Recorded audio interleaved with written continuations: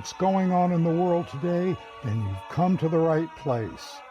Welcome to Southern Sense Talk Radio with your host, Annie, the Radio Chick-A-Dee, and featuring Curtis C.S. Bennett and the most interesting guests that you'll find anywhere on internet radio. So sit back, relax, and remember, Southern Sense is common sense. All right, and welcome to another adventure here on Southern Sense. You're listening live, and I actually made a list of all the places you can find us, such as Facebook Live, YouTube Live, LinkedIn, Twitch, X, all live, as well as Substack, Buzzsprout, Blog Talk Radio, Apple Podcasts, Spotify, Amazon Music, Podcast Index, iHeartRadio, Podcast Addict, Podchaser, Pocket Cast, Deezer, Listen Notes, and Player FM, all in one breath. Yeah, I lost track at like 5. Well, we're getting up there. We're getting the word out and getting the word around. And welcome again. We've got ourselves a great show lined up. We've got my friend Gregory Wrightstone joining us. He has a new book out. Came out actually in December, but we've been ships passing in the night. It's called A Very Convenient Warming, How Modest Warming and More CO2 Are Benefiting Humanity. So Gregory will be joining us at the first half of the show. And at the second half, we have from the Heritage Foundation, Daniel Cochrane. And he is the Senior Research Associate for the Tech Policy Center at Heritage Foundation. So we've got ourselves a jammed-up show and a lot to talk about. But have you heard the latest we have going on with RFK Jr., who is running for president as an independent? Have you heard this yet? That he says that doctors found a dead worm in his brain. Oh, yeah, I heard that. Now, if it came out of Joe Biden, I could understand that. I mean, was he serious or was he just joking? No, he was serious. He had a problem with experiencing memory loss and mental fogginess so severe that a friend grew concerned and suggested he might have a tumor, because you remember his uncle, Senator Edward Kennedy, passed away from a brain tumor. So he went around to a bunch of doctors, and they all said, yeah, we think you may have a brain tumor. So the doctor that worked on his uncle, Ed Kennedy, was the one who was going to operate on him. But just before going into surgery at Duke University, he got a phone call saying, no, we think it's a dead parasite that may have eaten part of your brain. And that's what it turns out to have been. We lost you again, Curtis. You check your connection. Check your mic connection again. But Kennedy that's one of the reasons why they're saying that he made a big show about, being shown skiing down the slope with the, also lifting weights and things like that to show how healthy he is. But I don't know if I want to elect someone missing part of their brain. I don't know about you, Curtis. Oh, then again, we elected Joe Biden. And again, we got no sound on you, Curtis. There's something wrong with your headset connection. And nothing's coming across. I don't know what it is, Curtis, but check it again, because something's wrong with that headset. Maybe for Christmas I'll get you a new headset. No, nothing yet. Nothing yet. While Curtis tries to figure out what's going on with his headset. That's one of the items that cost my desk. The other is that the cases against Donald Trump seem to be falling apart, left and right. It looks like Judge Cannon has indefinitely postponed the trial in Florida for the documents that Jack Smith has brought against him. It seems that some of the photographs offered into evidence purporting that he has these unauthorized documents were staged. So there's some question as to the chain of custody and other items dealing with that. Let's unmute you, Curtis, and see if you're back with us. Come on, unmute. Why won't you unmute? It's not letting me unmute you, Curtis. There we go. There we go. Check 1, check 2. Yeah, we got you. We got you back. All right. Yeah, I was discussing with the listeners that it seems like the cases against Trump are starting to fall apart little bit by little bit with the delay of the case in Florida for the documents. Judge Cannon has an indefinite delay, which means if it does go to trial, it would be next year after the election. There was some question as to false assertions of compliance with their discovery obligations. Basically, they're saying they believe some of this evidence was staged.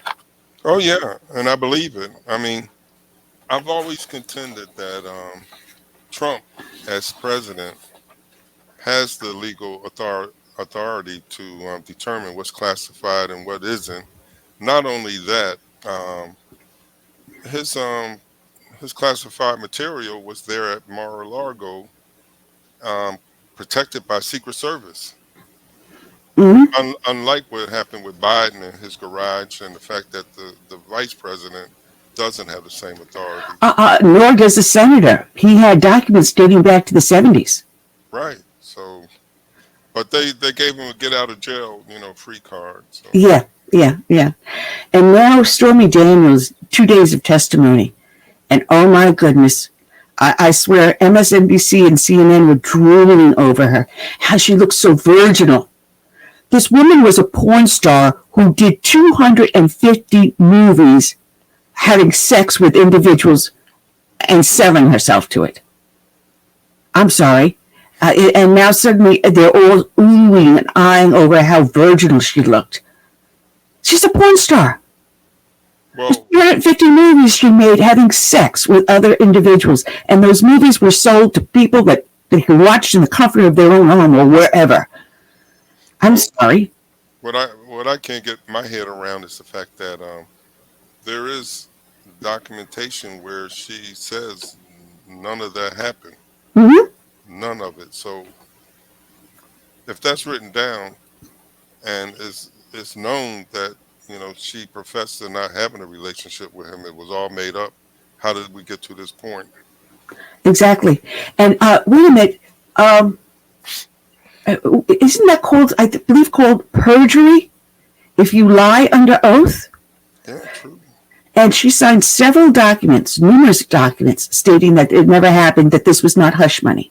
Meanwhile, she owes Trump over $500,000 in a court case that was reversed. So I'm sorry. And then asked, does she hate him? Oh, she admits it, yes, on the stand. And when she found he was indicted, that she was drinking champagne in celebration. Oh, wait a minute. She talks to dead people, too, and lived in a house that was haunted. Well, let me get this straight. Nothing happened between them. So why does she hate him? And if nothing happened between them, how was it that she could describe the pajamas he was wearing, the mahogany furniture, the tiled floor? Does she have proof of that, though? Yeah. Does she have proof of that? Has anyone gone to that room number to document whether or not that was the way it was decorated? At least Monica Lewinsky saved the dress.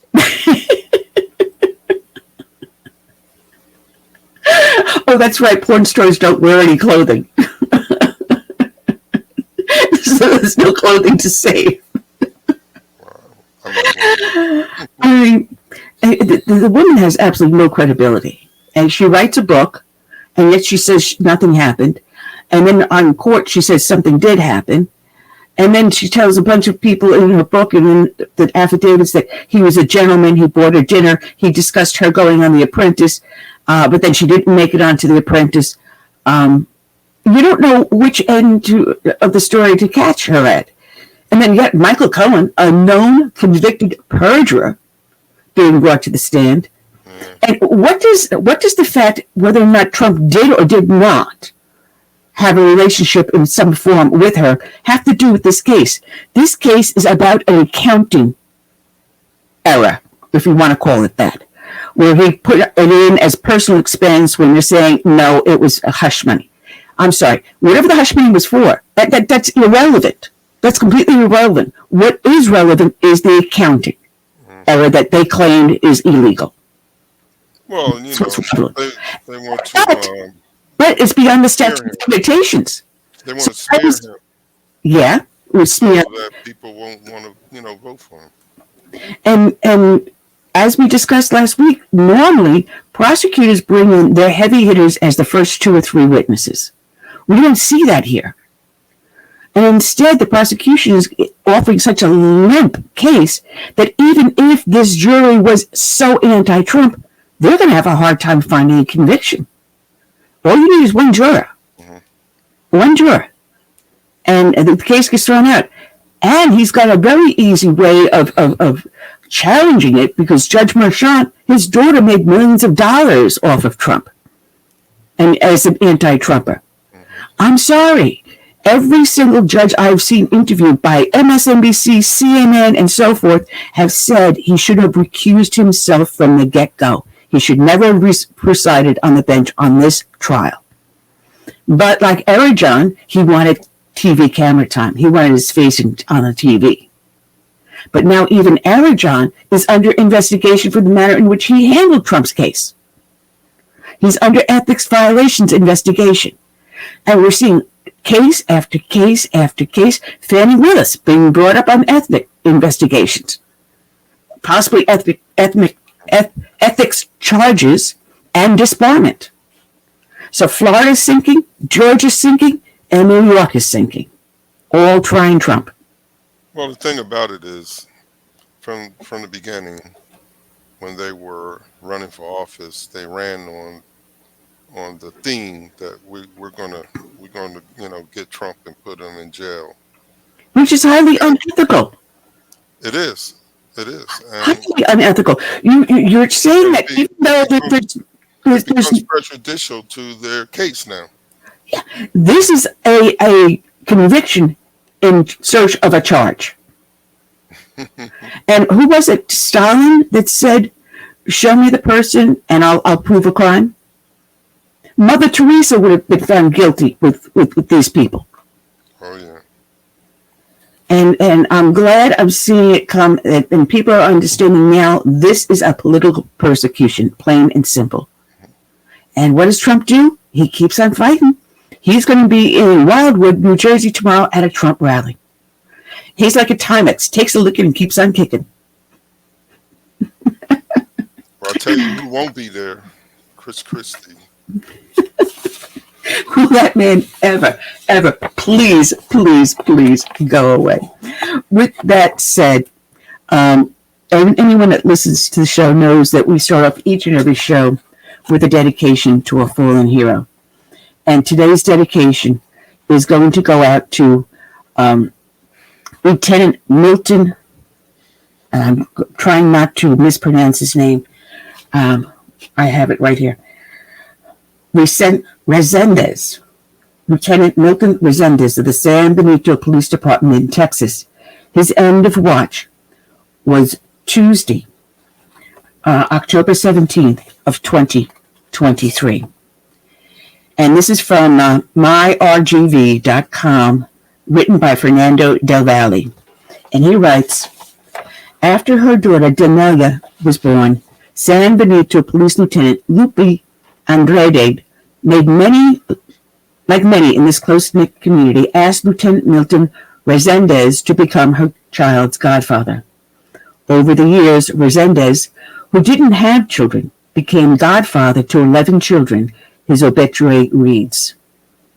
He became the first San Benito police officer killed in the line of duty after he was shot during a fierce, hours-long pursuit stretching from a South Padre Island beach to Brownsville, where authorities arrested 2 men who are now facing capital murder charges.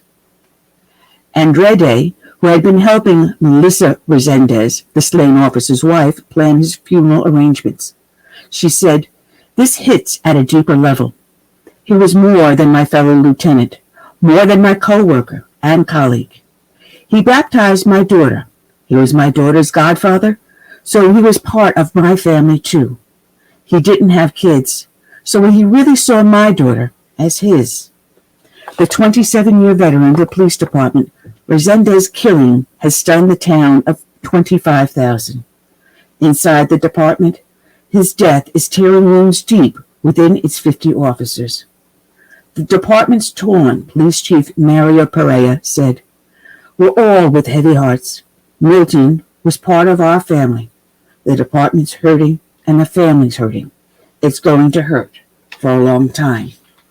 And from sbnewspaper.com by Ray Quinquera.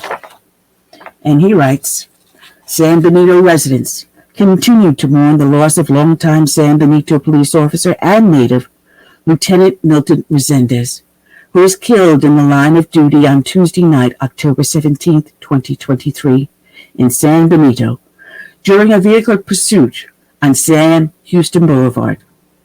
Lieutenant Milton Gabriel Resendez, 54, passed on October 18th of 2023, doing what he loved to do, protecting and serving his hometown of San Benito, Texas.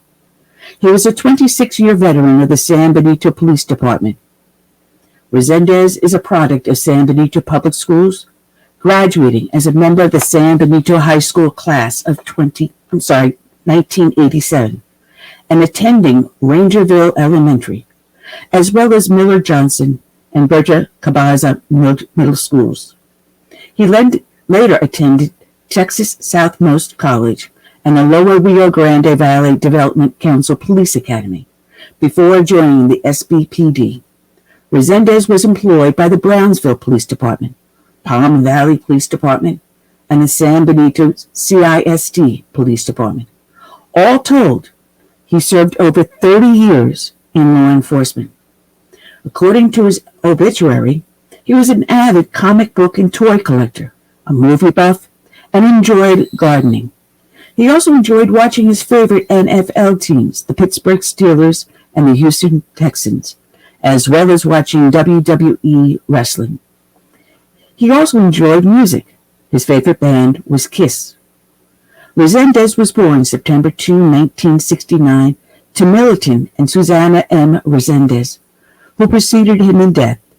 He survived by his wife Melissa, whom he met while attending Texas Southmost College. They were married for 27 years upon his death. He is also survived by his siblings and numerous nephews and nieces.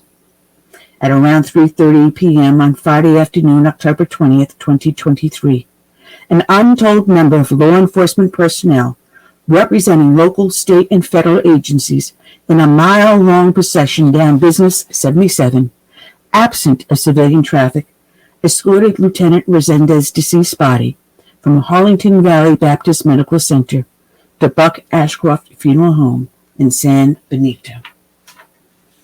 And finally, from myrgv.com by Fernando Del Valle.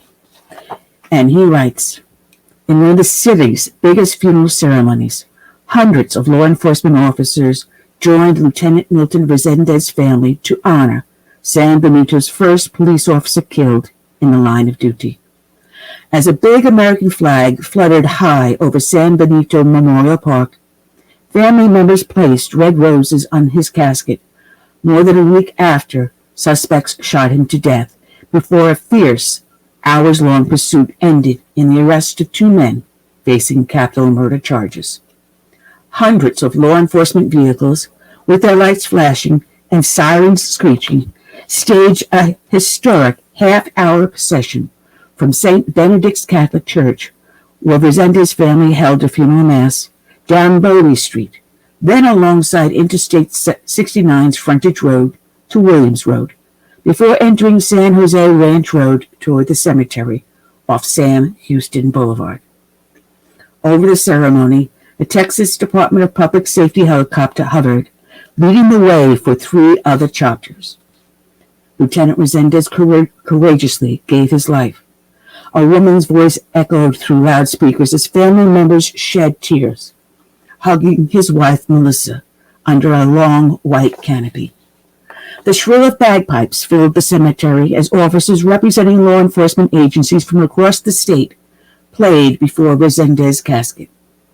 It was an honor that our fallen hero was given so much dedication from all parts of the valley, the state, and the nation.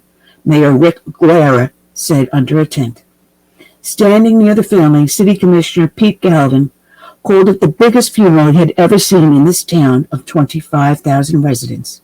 I've never seen anything like it, he said. I hope we will never see it again. From across the Rio Grande Valley, law enforcement officers streamed into town. At 9 a.m., a solemn caravan of Hidalgo County law enforcement vehicles, stretching about a mile long, traveled into Cameron County with blue and red lights flashing. Near Hidalgo and Cameron County lines, a large digital Bert Ogden sign played a photo of Resendez paying tribute to the fallen officer during the morning commute. In San Benito, police blocked Sam Houston Boulevard up Bowie Street as hundreds of cars lined the narrow roads leading to St. Benedict's Church. As she walked down Bowie Street, former U.S. Rep. Mayra Flores, a candidate for the congressional seat she lost last year, described Resendez as a lawman known for helping fellow officers. He was loved everywhere, Flores said, a respiratory therapist from San Benito, whose husband serves as a Border Patrol agent. She said he helped everyone. Outside the church, hundreds of police officers from as far away as New York City, Boston, Florida, and Georgia stood in rows before lawmen carried Resendez's casket before the altar. Inside, the church filled with area leaders and law enforcement officers as they joined the family. At the podium, the Reverend Mario Ubelis, the Brownsville Diocese Auxiliary Bishop, described the town as a wounded community. Many questions arise when we have to experience death. A lot of very human questions. Ubelis told the audience, why did it have to happen? Why did God allow this to happen? I'm sure some of you have these questions. That's a very human way to face what is death. But we're not just human, he said. We have a soul. We have hope and we have faith. And we have the only begotten Son of God who gave his life for us. Standing next to Resendez's portrait, Ubelis described him as a hero who gave his life for his community. Resendez, who didn't have children, was godfather to 11 children, his obituary states. He was always generous with people throughout his work, throughout his life. He was able to give his time to be a godfather to all the children he had. His life was of service in many ways. Life to the community, life to the people around him, and to the sacrifice. He gave his life for the people he loved, for his community, he said. That's what you do when you're there protecting us. Milton died doing what he loved to do, protecting his hometown, and that will be taken into account by the Lord. It's a difficult time, but I am sure the sun was waiting for Milton. The life of Milton Resendez should be an encouragement to all of us, he said. This is not the end. This is the beginning. We will continue to honor the life of Milton and all those who have given their lives for others. Lieutenant Resendez courageously gave his life. Today's show is dedicated to Lieutenant Resendez. It is also dedicated to all the brave men and women out there that serve as first responders, be they law enforcement, firefighters, or emergency services. We also dedicate this show to the brave men and women out there that serve as first responders, from the birth of this great nation through today and into our hopeful future. We dedicate to them this song by Tiffany, Soul of the Nation. May God bless each and every one.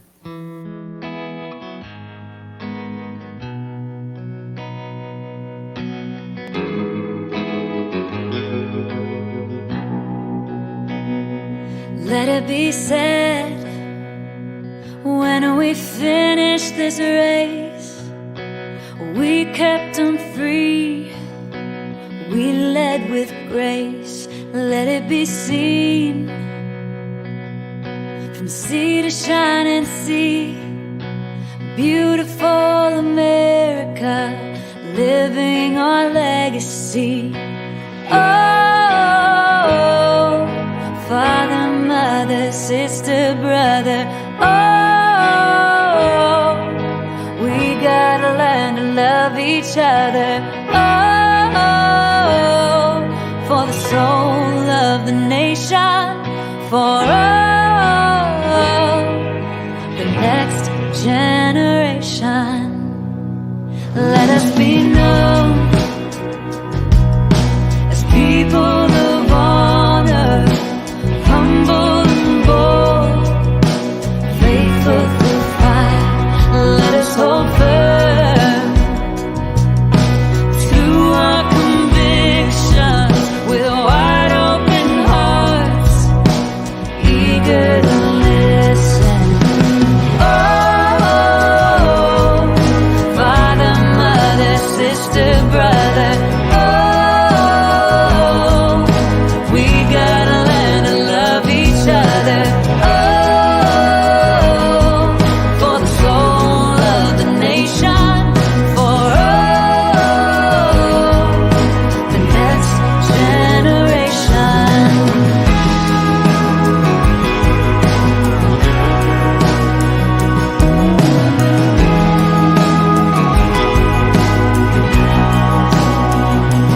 Let us make room. Let us reimagine welcoming voices with true compassion. Let's craft a world with hopes and dreams, challenges known, those still unseen. Oh, father, mother, sister, brother. Oh, we gotta learn to love each other. Oh, for the soul of the nation, for the next generation.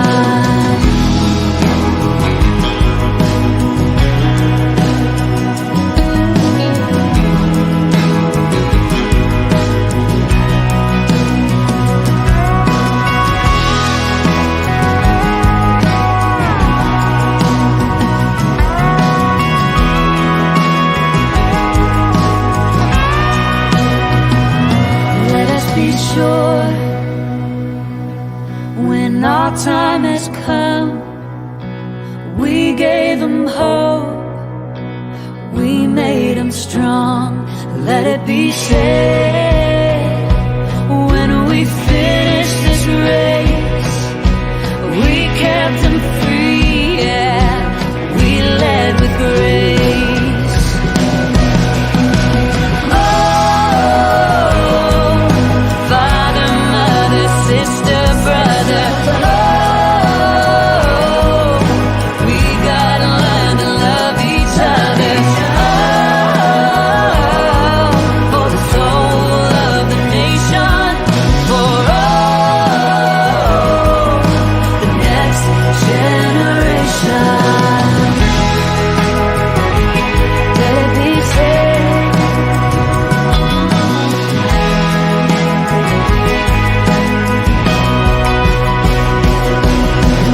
Oh, father, mother, sister, brother. Oh, we gotta learn to love each other. Oh, for the soul of the nation, for the next generation.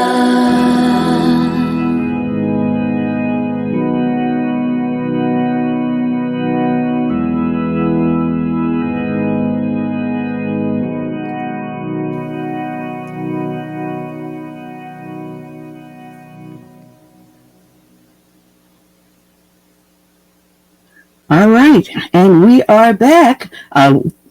My co-host, courtesy is Bennett, and myself, Henny, Radio Chick-A-Dee, and we're here with our guest of the day, my first, my only, no, not my first, but Gregory Wrightstone. Good afternoon, Gregory. How are you today? Yeah, very good. It's been quite a while, Annie. Hey, Greg. Yeah, it has been. But every time I contacted AJ to do something, you were traveling, you were doing this, you were doing that, and I just figured you didn't love me anymore. Oh, it's not that I don't love you. I don't love you anymore. I don't love you any less. Those of you listening, Annie was my first interview. I ever went back in, I think, 2017, right after I published my first book. And so we have a history. So I love being on with you. I'll be on with you just about any time as long as I'm available. I will be traveling actually to the Netherlands, to Amsterdam in a few weeks. My new book is being published in Dutch. I'll be doing a book tour of Europe and mainly the Netherlands. So it's been pretty interesting. Well, I'm just wondering if you're going to have it also in Russian, so your CEO of the CO2 Coalition, you can read it in Russian. He reads it in Russian. Yeah, well, it is looked at hopefully in Portuguese soon. The first book was in Norwegian. That book was Mok Vakt Fakta om Klima. Inconvenient facts in Norwegian. So it's been quite a ride. Well, your new book is called A Very Convenient Warming, How Modest Warming and More CO2 Are Benefiting Humanity. And in Amazon, as well as on your website, which is convenientwarming.com. You also have your own website, which is gwrightstone.com, as well as inconvenientfacts.xyz. See, I remember all this. Yeah, you're good. You're good. That's Joe Biden moment for you. Oh, well, yeah, we were talking about Robert F. Kennedy admitting that he had a worm eat part of his brain. I said, well, if it was Joe Biden, I can understand. But I got to say something. As I was reading the book, as you know I do, I was absolutely floored and flabbergasted. And I don't know if you know, I'm newlywed. I just remarried recently.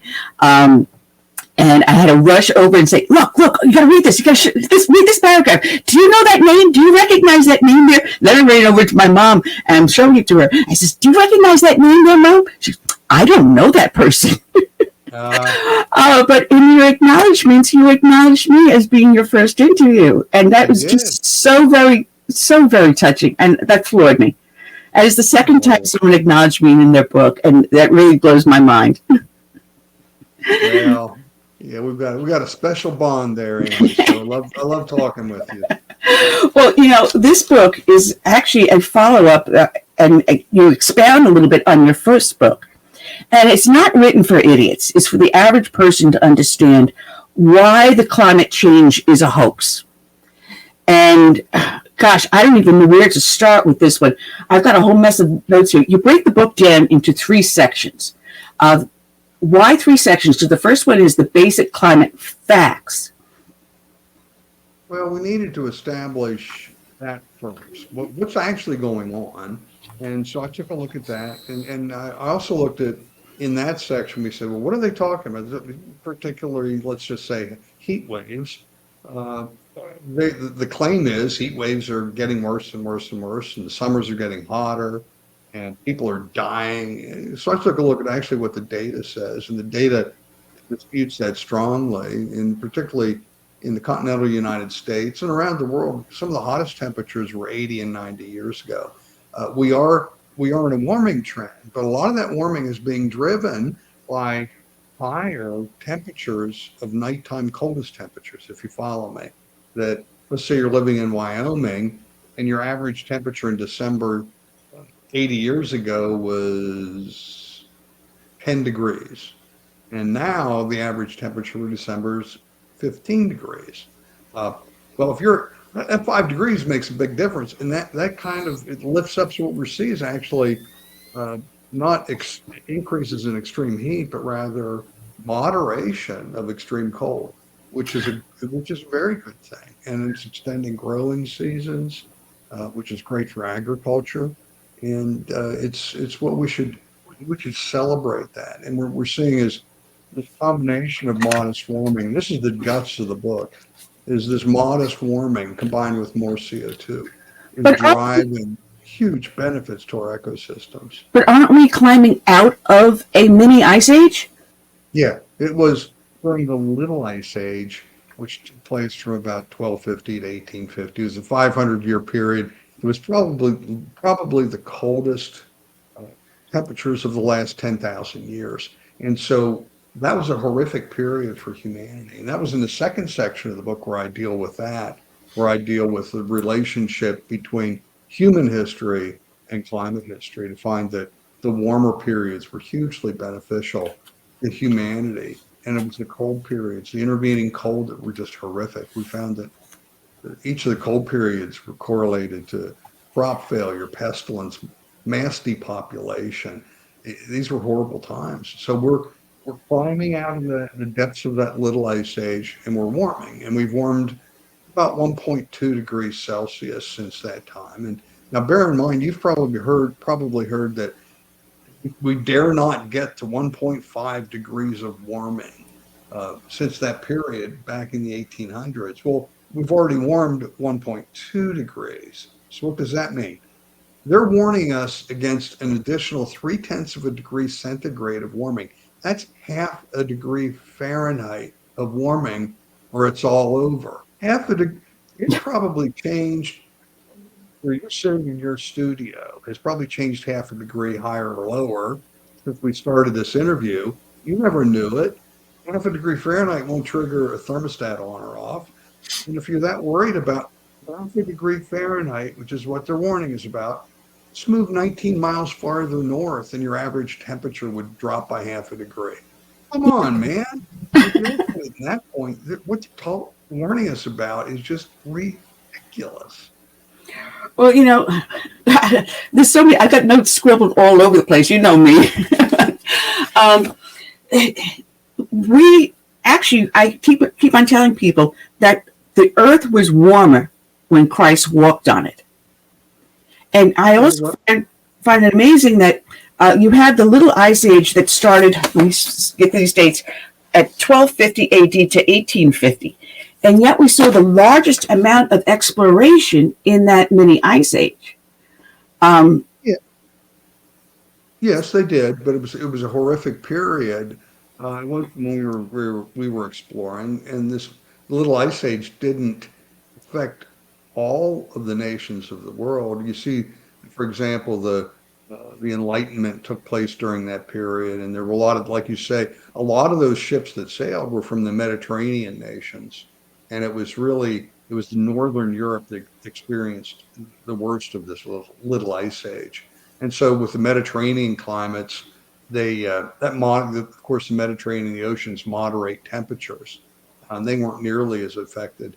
If you look at the Germans, the French, the Norwegian countries, Greenland, Iceland, and China in particular, particularly this cold really affected them. Gregory, isn't it true, or do you believe that the left uses this as a way to control other people's behavior or the things that we do?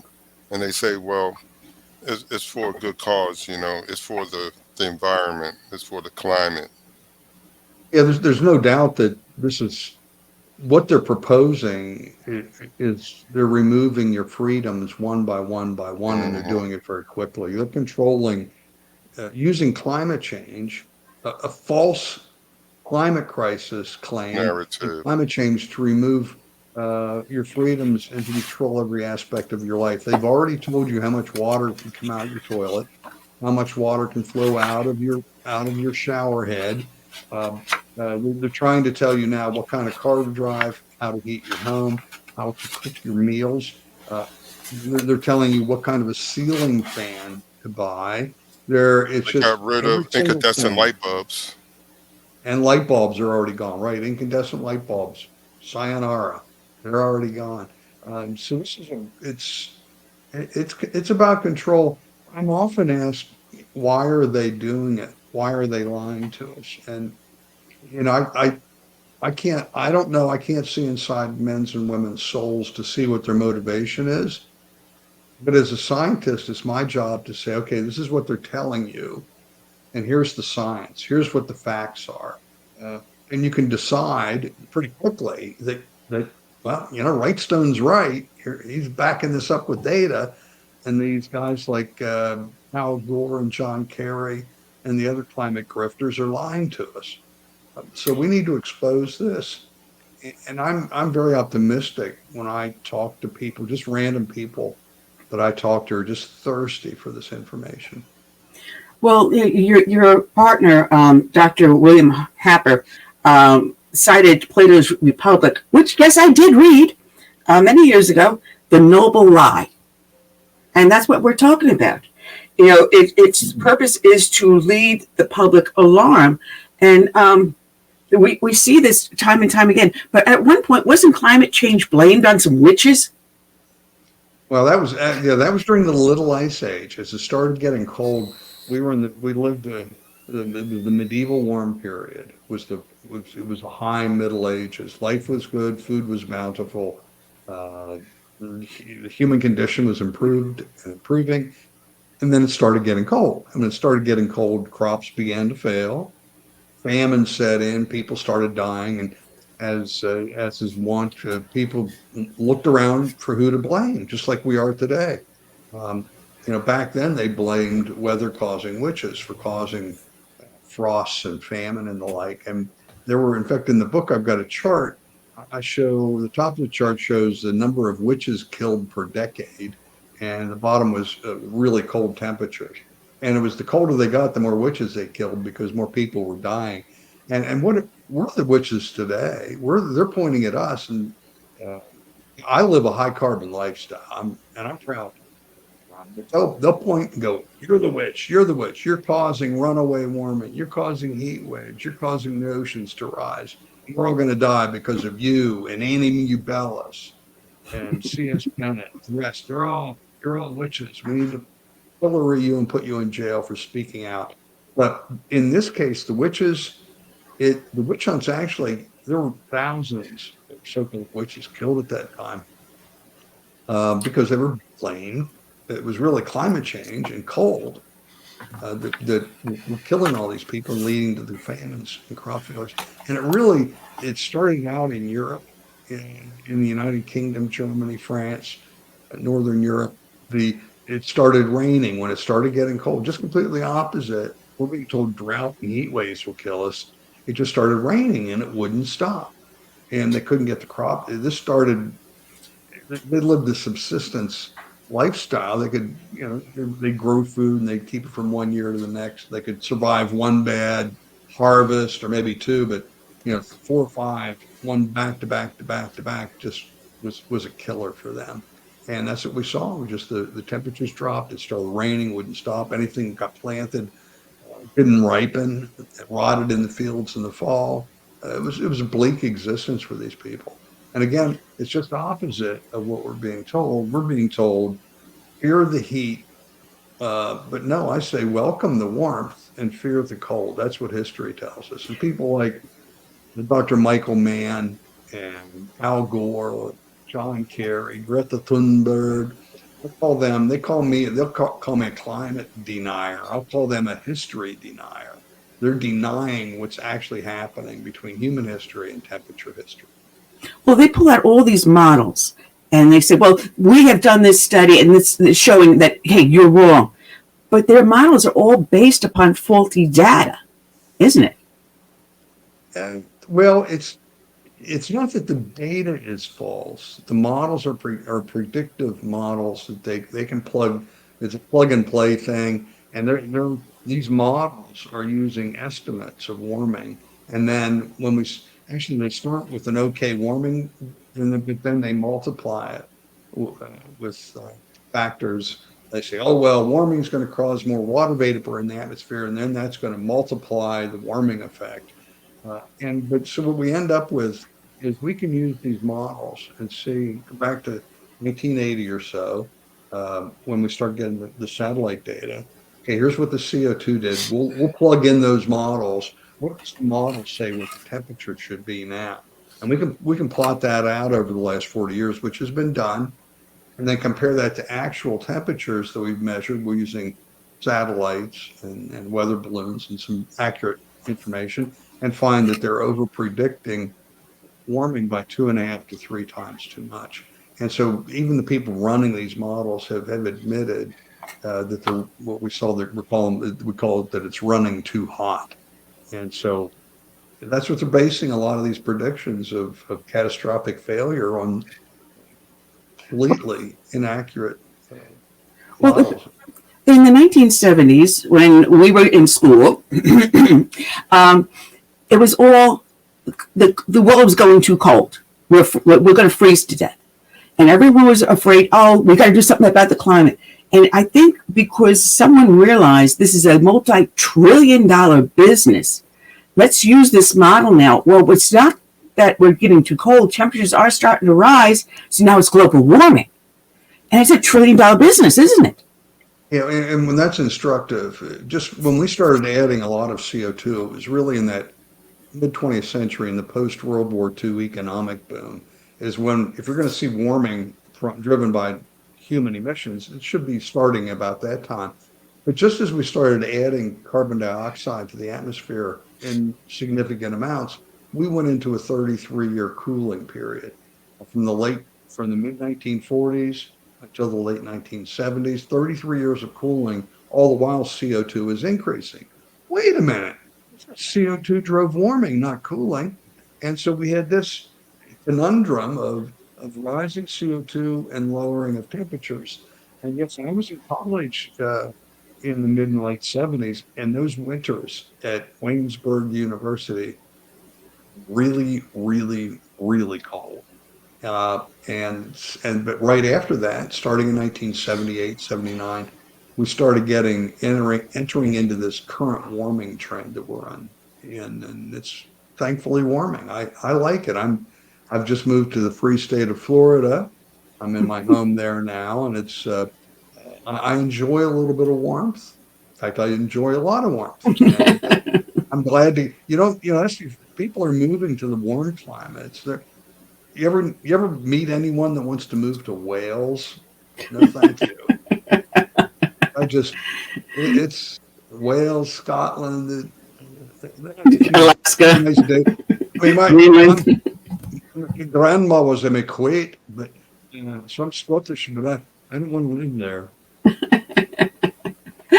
Oh man, it's a fantastic book. But everyone's saying, well, climate change, it's causing more storms, more wildfires. And they use what happened in Maui, Hawaii.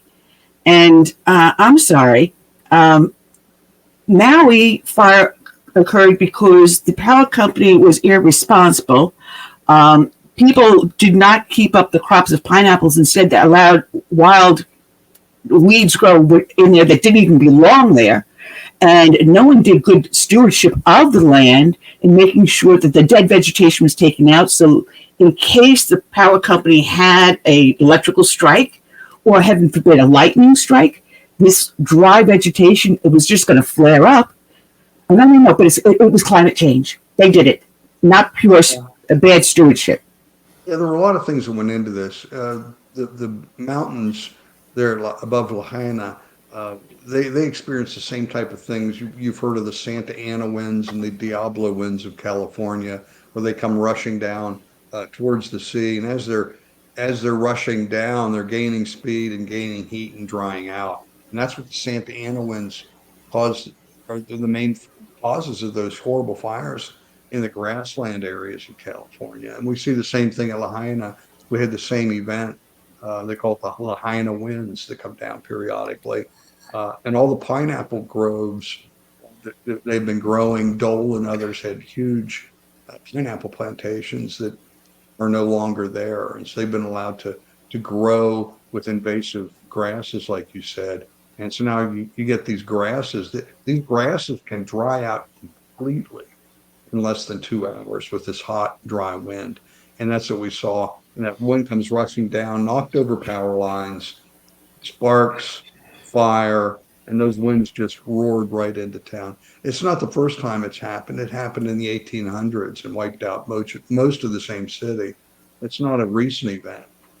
It will happen again unless they can do some preventive measurements. Bury the power lines, number one. do active management of the grasslands so that they don't have the fuel to go ahead and fuel these fires.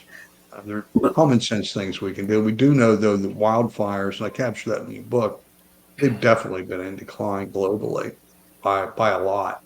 And we saw that in 1983, the first Copernicus satellite went up, and I captured that data. And so for the first time, we can have global, accurate measurements of acreage burned.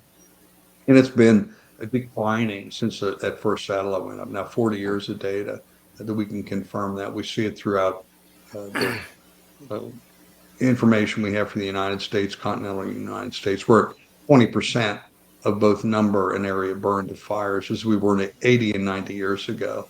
Completely opposite of what you're being told. But they're also saying, no, we get a lot more storms, a lot more hurricanes in this. But isn't there something called El Nino that's stirring up every so many years? You will see an increase in storm, but then once El Nino goes away and La Nina comes in, everything goes nice and quiet. Let us women calm things down. Well, the fact of the matter is, I capture also in the book, I look at the UN MDAT data, Center for Disaster Preparedness. We can look at the tornado data and find out that tornadoes, for sure, the big ones, the F3, F4, F5 tornadoes, have been in a significant decline. And it's because you see a lot of these storms aren't driven by temperature increases. It's actually differentials of temperature that cause these terrible thunderstorms and tornadoes. It's the difference between very hot and with tornadoes underneath, warm Gulf Coast, moist, warm air, and then over top of it is a cold air mass coming over the Rocky Mountains that's fueling these tornadoes. That's what fuels it.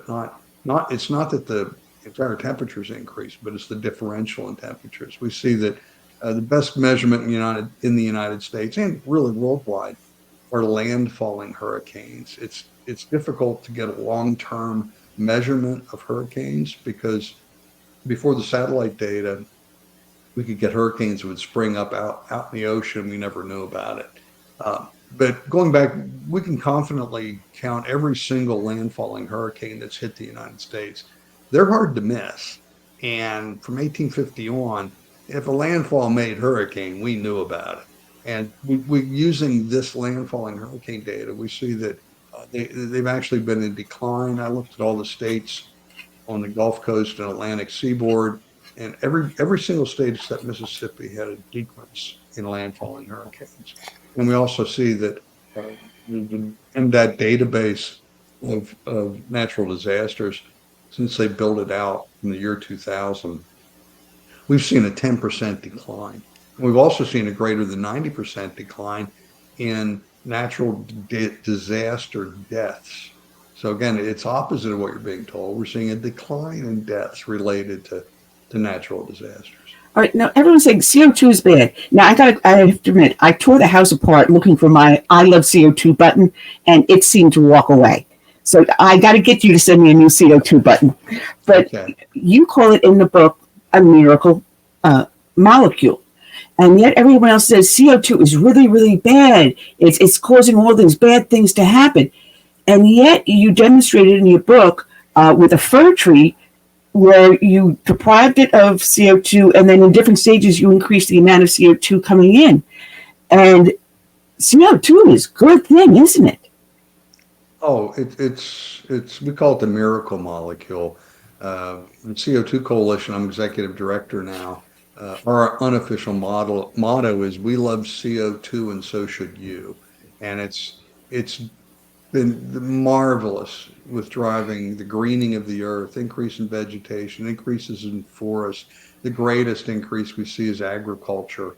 There are three things driving agriculture, and in my book, I take the 8 largest crops in the world and look back 40 years. What's going on?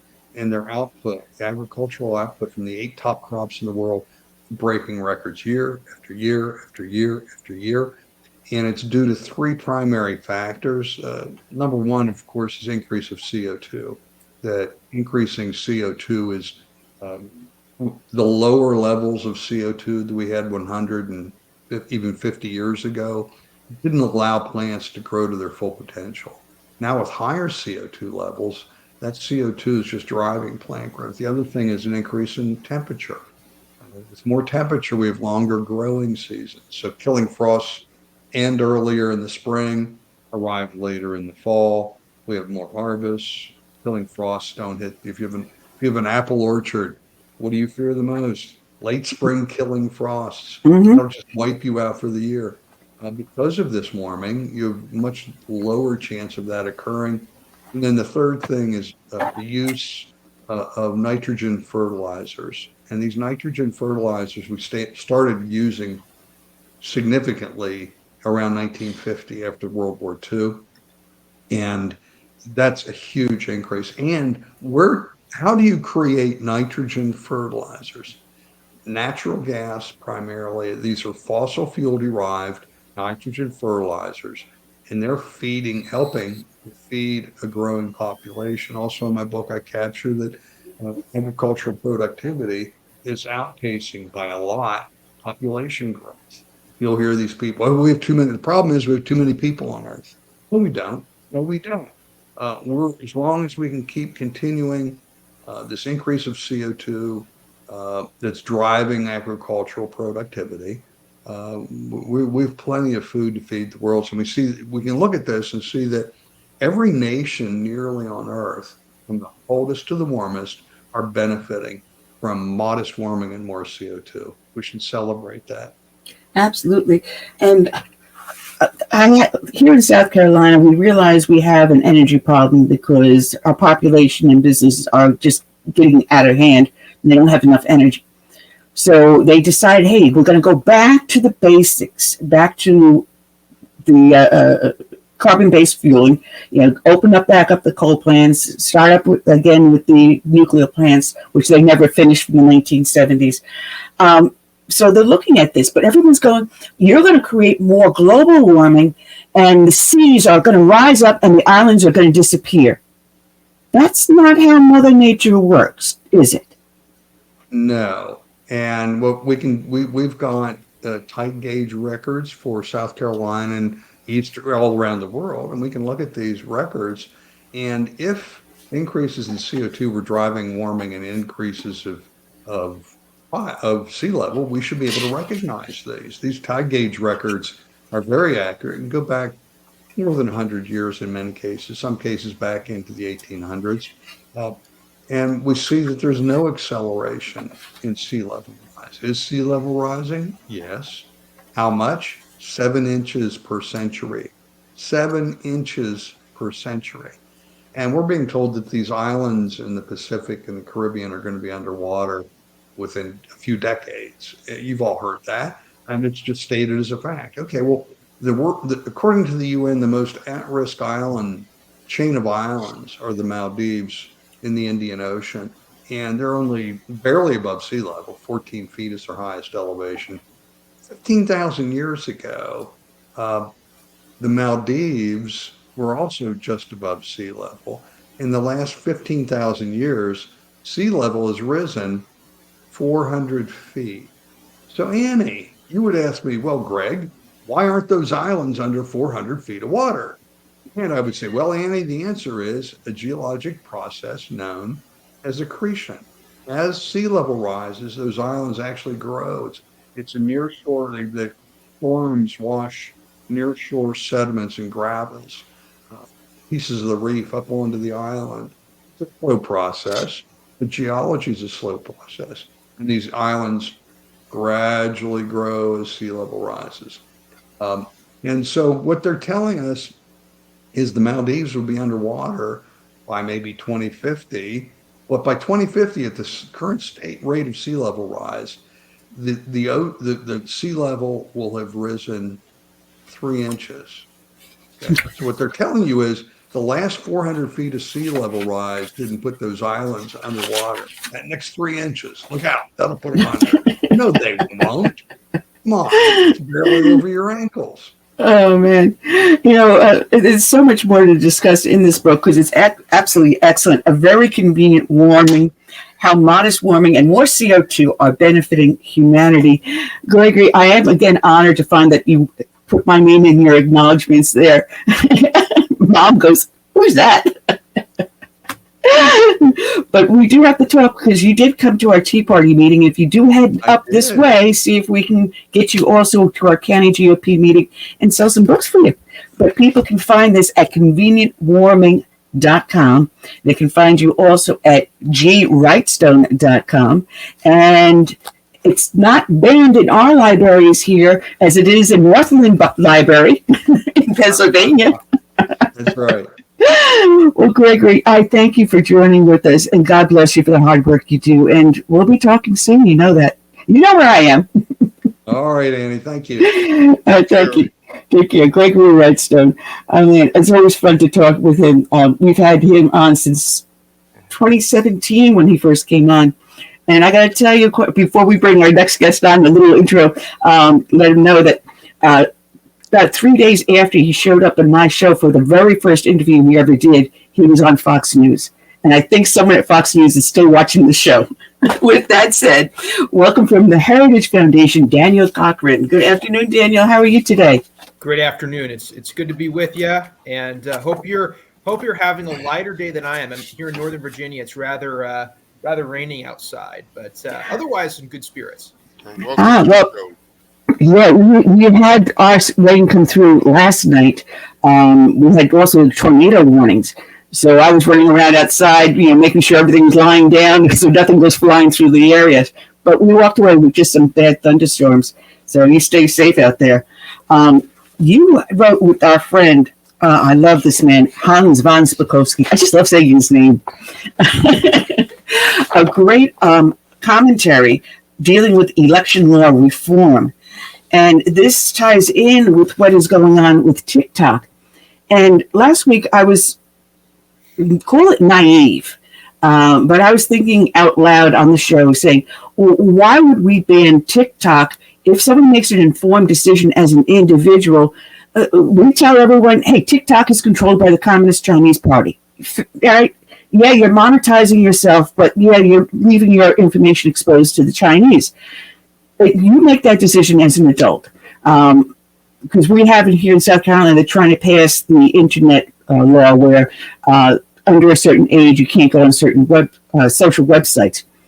And I agree it should not be in any government computer, and corporations make that decision to ban it too. But when I read your article, I'm saying, Annie, you're kind of stupid. You really didn't think this through. But you and Hans did. And tell me why I am wrong and you are right, because I'm kicking myself, honestly.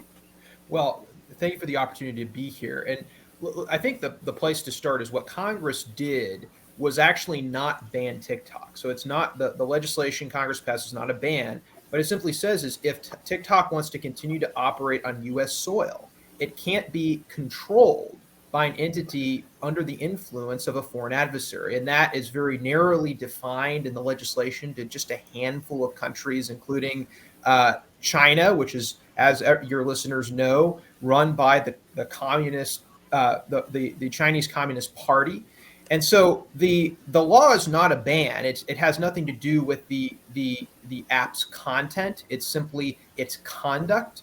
And the fact that the Chinese Communist Party, under the laws of China, can demand that ByteDance, which is the parent company that owns TikTok, that they can demand TikTok give them access to Americans' users' data. So I think that's the critical point. Number one, it's not a ban. It's requiring that the app not be owned by a foreign adversary. But the second point is to say that national security is a crucial interest that's been protected in U.S. law for decades. As far back as the 1920s or 1930s, the Radio Act specified that foreign entities couldn't own radio networks because at the time, radio, like social media today, was the platform where people were getting their information and news. And the U.S. government has always had a significant interest, a substantial interest in making sure that those technologies and platforms are not controlled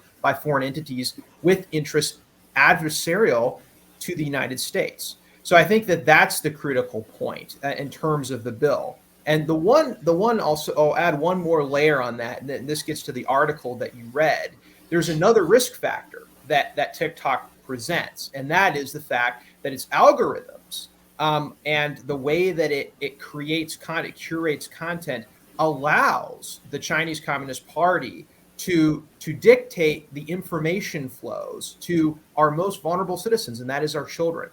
There's over 150 million users of TikTok in the United States alone. Many of those are people my age and younger. They're young people. They're people that are still forming their thoughts and ideas. And that's a really dangerous thing, if you think about it, to have a social media platform like TikTok under the control of China and able to influence so many young people around an election season. That's just a recipe for disaster on multiple levels. Well, as I was reading the article you wrote with Hans, and then this that appeared in the Washington Examiner, and I urge people to honestly read this article titled "TikTok's New Election Integrity Plan is a Trojan Horse for Censorship," that the both of you wrote. And I was reading this one that you have, the Heritage, and big tech like Facebook and all the others, they do censor. They do call it moderate content that may or may not fit their idea of social norms. And I have been deplatformed on Facebook and YouTube numerous times. I keep on coming back and kicking. So I have the badge of honor there with that. And it is frustrating where you know what you're doing out there. You're giving out information. You're giving out facts. But for some reason, they deem it doesn't follow what they want you to see. And they will deplatform you, and you have no recourse. That's exactly right. And this is I would say this is a problem across the board. It's not just with TikTok, but with Facebook, as you mentioned, with Instagram. It used to be a much bigger problem with Twitter before Elon Musk bought it. But whenever you have concentrated power, especially over communications mediums, it represents a temptation. And that temptation is to use those platforms to suppress views and ideas that are out of step with the dominant narratives. And look, if your listeners are familiar with the Twitter files, or familiar with the fact that Louisiana and Missouri sued the Biden administration for putting pressure secretly on these companies to censor information around the last presidential election in 2020 and the COVID pandemic. Look, I mean, whenever you have this concentrated power and these groups, interest groups, can collude secretly to suppress it, it's always going to be a problem. And that's why we need to address that broadly. But with respect to TikTok, TikTok represents kind of a double threat. It's not just concentrated power, which is a problem in of itself, but it's even more addictive in some ways than are the American platforms, and it's in the hands of a foreign adversary. So that makes it a double threat. And that's why I think your listeners need to understand it's something we need to take seriously. Yeah, because we know that they have been censoring information getting out. Forget about saying Tiananmen Square, or the Tibetan independence, or the Falun Gong. And we've had several broadcasts dealing with the Falun Gong, and every single time we do a broadcast, also in the middle of it, the internet goes down on us. So I'm saying, yes, the Chinese are listening to, even if it's not through TikTok, they are listening to us, to see what we're talking about. And we know that they are trying to influence the elections by monitoring what they consider misinformation, and then using artificial intelligence to recraft the message to what they want. So, Joe Biden's perfectly healthy. There's nothing wrong with him. That was Robert Kennedy Jr. that had the worm eating his brain. Biden's brain is perfectly fine. Yeah, this is what they're going to be doing to us in this upcoming election, isn't it? Well, they've said as much. So they're hiring 40,000 content moderators. And by the way, when they say content moderators, that really means censors, because what those people are doing is they're making decisions. They're reviewing the content that users post. They're making decisions about whether that content stays up on the platform or is taken down. They're hiring 40,000 of these people ahead of November. Not only are they doing that, but they said they're going to partner with an organization called Democracy Works. Now, who's Democracy Works, right? Democracy Works, according to research by the Capital Research Center, is one of these quote-unquote fact-checking organizations that is mainly aligned with and funded by left-wing donors. Left-wing donors are on their board. They're associated with another left-wing group called the Bridge Alliance. And these organizations have long been targeting, honest debates and critiques of lax voting laws. Your listeners are probably familiar with the problem of ballot harvesting, right? All of these valid critiques, groups like Democracy Works have been going after. One of the ways they do that is they target these information intermediaries, companies like TikTok, and they go and say, hey, this is misinformation or disinformation. You need to take it off your platform. We know that happened in 2020. We know that happened even in the last couple years, especially, that the government was colluding with these platforms to take down speech that they didn't like. And look, the same thing's going to happen again this year. Daniel, is it true that the TikTok material or content that our children are looking at is not what they show over in China to their young people? Yes, that's right. So in China, they actually have a separate version of the app. And that version of the app actually shows kids science videos. It's designed to inspire creativity, inspire them to take their studies seriously. And something I should also mention is in China, there's time restrictions on the app. So whereas here, they're trying to incentivize kids to use this app as much as they possibly can for hours and hours on end. In China, they have limitations on how much their kids can use the app. I mean, that's kind of an ironic twist. It's pretty hypocritical. So essentially what that means is they've shipped us the toxic version of TikTok, right, to poison the minds of our kids, while they kept the good version of TikTok, if you can imagine such a thing, for their own population. That kind of tells you something about the danger of this app. Man, I mean, we have TikTok, but we also have Google with a secret blacklist. Yeah. All right. And then Facebook has a covert whitelist called X-Check. And there was a leak from Google in 2018 that revealed the company can personalize search results and feeds to reinforce its values. And Google also has what they call voter education and mobilization. Now, Biden, when he came in office, signed an executive order to turn out the vote, authorizing federal agencies to encourage voter registration. And my mom got in the mail with her Medicare statement information on voter registration. Now, that doesn't mean this is going to people that are legal citizens here eligible to vote.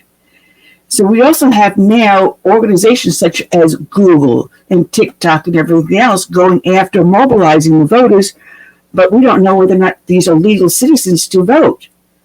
So we have massive voter interference occurring at this very moment, not just several months from now. It occurred in the last election, occurred in the election before that. It's occurring now. Well, it's actually worse than that, because what Google has the ability to do is it can decide which users see their reminders. So Google will say, we're just making information available on elections to our users, and we're using our algorithms to decide how that information should be targeted. But what that means in practice is that Google has the ability to make sure that certain demographics, certain populations that they think support their political interests, see that message. And if you think about the millions and millions of people, I mean, basically everyone in America who uses Google, if you're talking about tight elections, that kind of micro-targeting on their platform, I mean, that could have a substantial impact. In fact, that's what Robert Epstein, if you're familiar with him, he's done some research on this, and they find that if Google or other platforms use these kind of targeted go vote reminders, this isn't even the censorship, by the way, this is just like targeting go vote reminders, you could increase potentially the election out, like you could increase the number of voters by tens or hundreds of thousands, in some cases millions. One thing I'll say is Facebook, as far back as 2010, did their own internal study where they basically sent users like go vote reminders. They didn't disclose like how they targeted those, but they were targeted. they increased the total number of votes cast by something like, I think it was 340,000. Yeah. Right, that's back in 2010. So think about how vastly larger these platforms are, how much more powerful they are in the last 14 years. And I mean, think about that, like how much that ability to turn out votes would increase proportionately. So it's really significant power and something that we should be very concerned with. Now, in some of these cases, wouldn't this be against federal and state election laws? Because if a company were to promote a political issue or a candidate using these algorithms or AI chatbots or whatever they're using, would that not be considered a campaign donation? It would be under federal law. And in fact, that's what Hans and I argued in the piece, is that corporations can support political candidates, but they have to do it through PACs, and that has to be reported to the Federal Election Commission.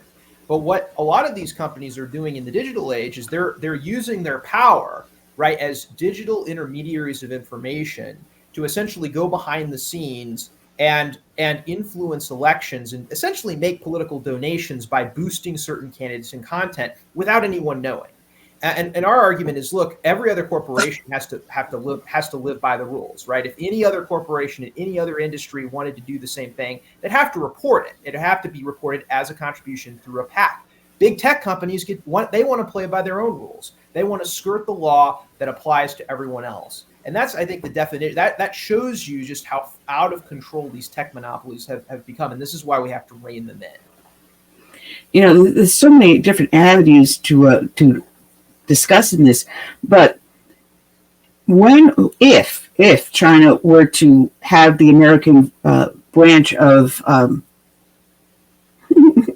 TikTok be sold to an American company, what would prevent China from holding still some influence over that company? Would it be a complete severance of that area? Or would China still have some control? Because we know any company here in the United States that does business, or any company that does business in China, must have one member of the Communist Chinese on its board. You bring up an excellent point, and that is that, for instance, Apple, right? So Apple it manufactures many of its products in China. And that gives, we would argue, that's a huge conflict of interest. And it's one of the reasons why Apple has bent the knee to China on multiple occasions. I think it's different, though, when you compare China's ability to influence a company versus China's ability to directly control a company. The status quo is that ByteDance, which owns TikTok, it is a Chinese company. It is completely under the control of the Chinese Communist Party. At least it's under their laws as a company. So there's no, like, if China wants to tell ByteDance to do something by law, ByteDance has no recourse but to do it. In fact, ByteDance has an internal CCP committee inside their own company. And that shows you, I think, the degree of influence that China has when we're talking about a Chinese company versus an American company that happens to have operations in China. Agree that both of those things are bad, but I think it's in terms of the degree of the danger, that the danger is most pronounced under the status quo, where ByteDance, a wholly owned or a wholly Chinese company, is controlling one of the most significant, influential social media apps in the world, and especially in America. So that would be the distinction I would draw. Well, what's to say that Google and all the others don't have China influence in what they're doing now on their social networks? Well, I'm sure they do. Well, we know as you know, as some of them. So Microsoft, for instance, currently has an AI lab in China. We know that's a point of leverage for the Chinese government. That's a problem. But Microsoft's still an American company, right? So they're headquartered here. They are incorporated under the laws of the United States. And that's still bad that there's Chinese influence, but it's different than a company that is headquartered in China and completely at the beck and call of the Chinese Communist Party, which is essentially the status quo with ByteDance. Well, then how do we rein in these social networks that deplatform people like you and me and Curtis? How do we rein them in and give the American people their free speech back? Well, I think it's a multi-tiered approach. I think you start by saying, look, we're going to open up your opaque content algorithms and content moderation policies to public scrutiny. A lot of, like, what did the Twitter files reveal? I think that's a good place to start. It revealed that much of what happened, much of the abuse occurred because no one knew what was going on. Now we know several years later. But imagine if we had known in real time, for instance, that the White House was having conversations with the leadership at Twitter and Facebook and telling them to action certain posts because it was out of step with what the White House's narrative on COVID-19 was. Imagine how that might have changed the conversation around whether, Facebook did that and how the public perceived it. And I think it would have at least been a bulwark against censorship. So I think the first truth is, as Louis Brandeis said, sunlight is the best disinfectant, right? Let's open these processes up to public view. I think the second step is to say that companies shouldn't get special legal immunity for going and censoring constitutionally protected speech. At the Heritage Foundation, we've called for reforming Section 230 of the Communications Decency Act, which is essentially a provision of law that immunizes large internet platforms from legal liability. So it essentially prevents them from being sued for taking down content. We think that there should be some immunity, but that immunity should only apply to companies that act in good faith. So a company going behind, colluding with the government or left-wing interests to target certain voices or messages, that's not censoring in good faith. That's not filtering in good faith. That's bad faith censorship. And so they shouldn't have liability for that. I think the third thing, and this is something that Texas and Florida have done, is impose common carriage requirements on large social media companies. Now, the Supreme Court is still deciding whether those laws are constitutional, but I think that common carriage should apply to large information intermediaries. And what's common? What is that? So the common carriage means it's like if you use the telephone, right, and you call your friend, the telephone company can't decide, for instance, to shut down your telephone line if they don't like what you're saying to your friend. That's the basic principle, is that the company that allows you to communicate with your friends can't intervene in that communication unless that communication is clearly unlawful. That's the standard that's applied to, before the telephone, it was telegraph. They applied common carriage to that. And to some extent, we should be applying those same principles to social media companies because they're just advanced versions of those, communications platforms. It's allowing you to communicate with your audience and your friends. So for instance, this podcast or this radio show, right? This is being recorded live. The companies that distribute this video shouldn't be able to refuse to serve you, right, as the podcast host if they dislike your political content. So that would be an extension of, it's also called public accommodations, right? In a physical sense, like if you went into a store and let's say the store manager, you wanted to buy a widget and the store manager didn't like that you voted for Joe Biden, the store manager wouldn't be able to deny you service just because he didn't like the fact that you voted for Joe Biden, right? Or Donald Trump for that matter. So that's a sort of common carriage principle in practice. Wow. There's a lot to digest here, but I do hope that we can get our acts together here because we do see constantly election interference on all levels. And I mean, when you see Joe Biden with that executive order going out telling all the federal agencies to get out the vote, and it's going not just from the federal agencies, trickled down into state agencies and associated nonprofits. And you see this left and right where you're paying college kids to register people to vote.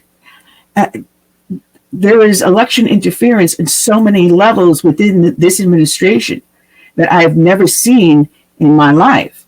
I mean, my first vote was for Ronald Reagan. So, and back then you saw the newspapers trying to influence the vote with their articles, but this is going to a whole new level. I don't think anyone could have predicted in our founding fathers, especially with the birth of AI. That scares me a lot. Oh, it's a huge issue. And I think, what AI allows is these companies to take their censorship to a whole new level. right? So the reason why some of these platforms are so addictive to kids is because they're using AI to find out what keeps you glued to the platform, right? These platforms are designed to be addictive. That is their purpose. And the reason it's their purpose is that's how they generate ad revenue. The longer you're on their platform, the more data about you they're able to collect and to monetize, meaning they're able to sell it to third parties. So the more your eyeballs are on their services, the more profit they make. And that means that the technology they create is designed to keep you ensnared. Now that has political implications to your point, because it means that these companies have a business model to rewire people's brains, right? To influence not just what you think, but how you think. And that can be used for political purposes as well as for commercial purposes. And that's what we're seeing over and over, especially in the case of TikTok. In those examples, and you mentioned earlier Tiananmen Square and the Falun Gong and other, other dissident movements like the Hong Kong democracy demonstrations. Even here in the U.S., most recently, with all the pro-Palestinian content that was largely boosted on TikTok. TikTok can decide minute to minute what goes viral on their platform. They can change the narrative in a matter of minutes, and that's really a dangerous power for anyone, but especially for our worst adversary, the Chinese Communist Party. They should not have that power here in America, especially in an election year. Yeah, I mean, so many things are coming to light of what the Chinese are doing, and the massive illegal immigration that we're finding on the southern border. Untold number of Chinese of military age now entering the United States illegally and destroying their IDs. So when Border Patrol picks them up, they have no idea who these people are. They just have to process them based upon their word. And China's doing anything and everything to find ways. They're going after our infrastructure by trying to attack the networks. And this is just another way to destroy the United States from within. And people don't understand how powerful China is in influencing the American mind. I dare someone to walk into Walmart and find an item made in Walmart that's made in America, not made in China. No, absolutely. And one last thing I'll say is, so the other problem with TikTok, right? So we talked about the data collection. So it's collecting all this data on users, but China separately has been orchestrating hacks of critical services, right, here in the U.S. So like Equifax, multiple companies have reported massive leaks or massive hacks. All that information is going to China. So what China's able to do is to compile all the data they're collecting on Americans into dossiers, right? Which is a sort of spy intelligence term for information and profiles on individual citizens. And when they're able to use that to figure out what do we think, how do we tick, how can they influence us? That's the danger of data. Data is a powerful weapon in the hands of foreign adversaries, and China's especially adept at acquiring it, and that's something we need to address, partially through this divestment, but through other legislation as well. Well, we're down to our last couple of minutes. We're down to our last 2 minutes, and it has been absolutely fascinating, Daniel, between you and my friend Gregory Wrightstone. I'm glad that we can get this message and these words out. And God bless you. And tell Hans I said hello. And hopefully we'll have him on next time, too. So thank you, Daniel. And people will find you at heritage.org. God bless. Take care, Daniel. All right. Check out Daniel Cochrane at heritage.org. I don't even know if we have enough time to do our closing. The show is going so fast. But we want to thank everyone that showed up in the chat rooms across the board. Our friend Sweet Sue, glad to see her out there, along with James and the captain. Glad to see everyone that joined us out there. Thank you for the comments. That we were watching it, but I can't respond to everything that was being posted. So that's what you're there for, Curtis, to respond. But we will be back next week. We have Mark Tapscott from the Epoch Times, or Epoch Times, joining us for his bi-monthly visit. But we also have Scott Walter. He's an author, has a new book out there that will scare the ever-loving out of you, called Arabella. And Arabella is about dark money that has been going to left causes. And it makes George Soros look like a Boy Scout. I mean, this is so insidious, and it is like a spider, and the web is out there. And man, just reading the first couple of chapters in the book, I had to put it down because it was scaring the crap out of me.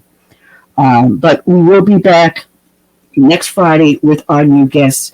In some states, early voting is starting real soon. Ours will start next week. So, folks, we have to make sure that we rally our members, our friends and families. If there is early voting and you can do it legally in your state, please go ahead and grab some friends and family to go out and vote for good, solid conservative candidates out there. We need to take back the White House. We need to take control of the Senate and widen our majority in the House. So watch TV tomorrow, because Trump will be on tomorrow at his rally in Wildwood, New Jersey. So with that, I will say good night and God bless. Be safe.